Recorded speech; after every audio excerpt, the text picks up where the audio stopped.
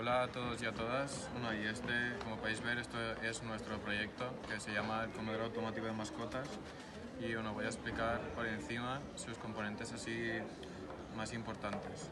Aquí al lado tenemos un timbre para que el dueño accionará mediante una aplicación. Después aquí en esta parte tenemos LED rojo y LED verde. Aquí tenemos un sensor de distancia. Aquí estaría lo que es el hueco por donde sale la comida, y la palanca esta o la placa la mueve un servo que está aquí dentro. Y después, bueno, poco más, y ahora os adjuntaremos un vídeo de cómo sale la comida.